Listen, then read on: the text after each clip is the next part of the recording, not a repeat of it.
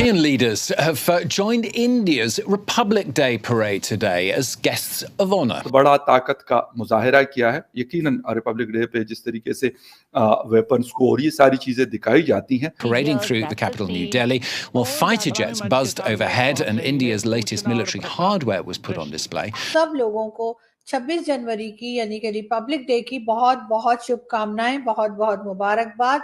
एक साल के दौरान उन्होंने अपने फोर्सेस के लिए जो चीजें खरीदी, जो शामिल की या खुद बनाई, तो यकीनन उसका एक मतलब शो होता है. 26 जनवरी जो है वो रिपब्लिक डे है इंडिया का, यानी कि यौम जमहूरिया. हमारे यहाँ रिपब्लिक डे तो कोई नहीं.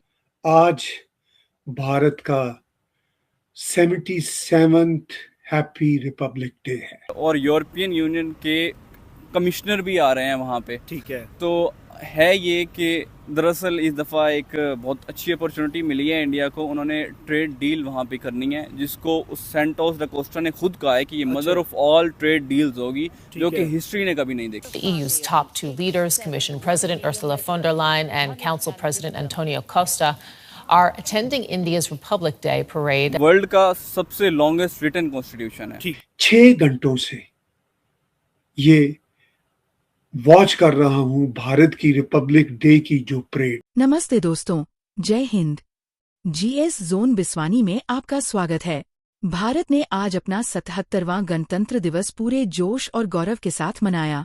इस विशेष अवसर पर कर्तव्य पथ की भव्य परेड में यूरोपीय परिषद के अध्यक्ष एंटोनियो कोस्टा और यूरोपीय आयोग की अध्यक्ष उर्सुला वॉन डेर लेन मुख्य अतिथि के रूप में शामिल हुए.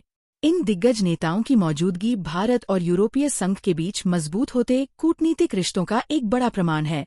कर्तव्य पथ पर भारत की सैन्य शक्ति और सांस्कृतिक विरासत को देखकर यूरोपीय संघ के नेता भी दंग रह गए. प्रधानमंत्री मोदी ने इस समारोह की तस्वीरें साझा करते हुए कहा कि यूरोपीय नेताओं की ये उपस्थिति हमारी गहरी होती साझेदारी और साझा मूल्यों के प्रति अटूट प्रतिबद्धता को दर्शाती है. घंटों से ये वॉच कर रहा हूं भारत की रिपब्लिक डे की जो परेड है, और मैंने जब उसको वॉच करना शुरू किया तो उस वक्त भारत में शायद सुबह के 6 बजे होंगे, और तब से ये नशरियात चल रही हैं. अजीम कल्चर्स का, अजीम सिविलाइजेशन का मेरा वो देश, जिसे मैं आज एक परेड की सूरत में वॉच कर रहा हूं. क्यों जोड़ रहा हूं और क्यों जोड़ता चला आ रहा हूं, इस पे मैं कुछ थोड़ी सी आज बातचीत करूंगा. ये वो बातचीत है जिस पे मैं किताबें लिखना चाहूं, जो कि मैं लिख चुका हूं और कई और लिखूंगा अगर मुझे भगवान ने मौका दिया. तब भी वो सारी बातें मुकम्मल नहीं होगी.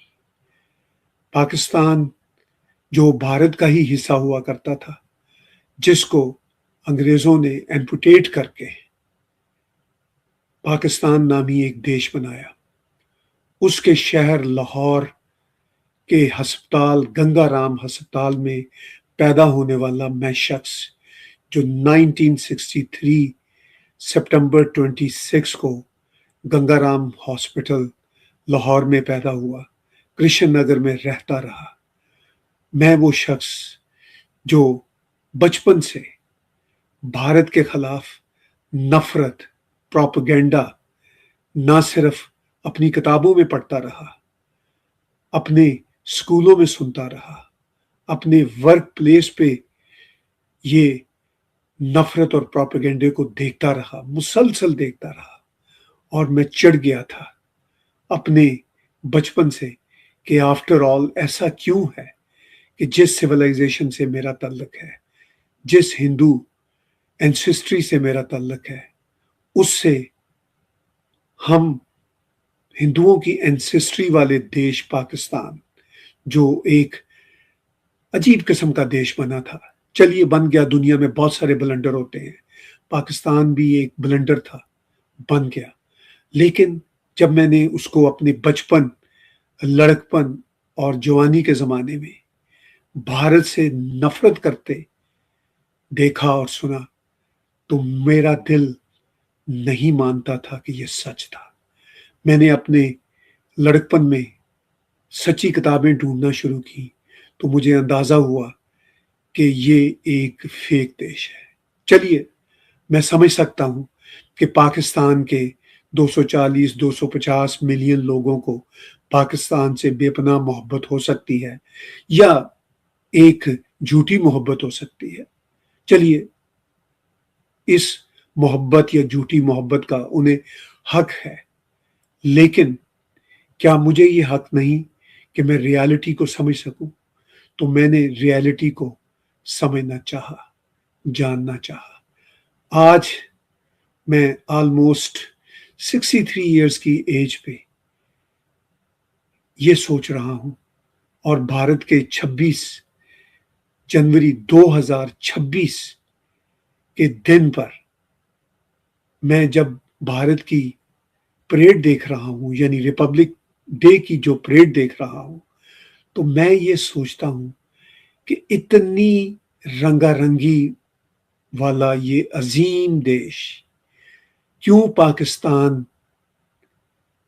کو جدا کرنے پہ مجبور ہوا. بلا شبہ بھارت نے پاکستان کو جدا نہیں کیا. کچھ تھیوریز کہتی ہیں کہ وہ بھی شاید جان چھڑانا چاہتے تھے، لیکن در حقیقت یہ انگریزوں کا ایک پلان تھا اور یوں پاکستان بن گیا. جب انگریزوں کے اس پلان کی بات ہوتی ہے تو لوگ اکثر کہتے ہیں کہ انگریزوں کے پلان سے اسرائیل بنا تھا. تو میں یہ کہتا ہوں کہ نہیں، اسرائیل تو یہودیوں کی اماج گاہ رہا ہے ہزاروں سال سے.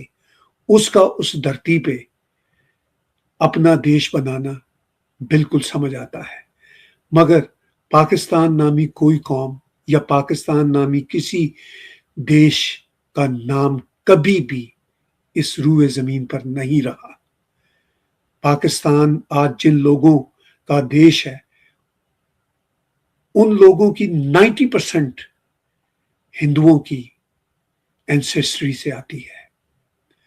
لیکن جب میں یہ بات کہتا ہوں یا کرتا ہوں تو لوگ برا منا جاتے ہیں.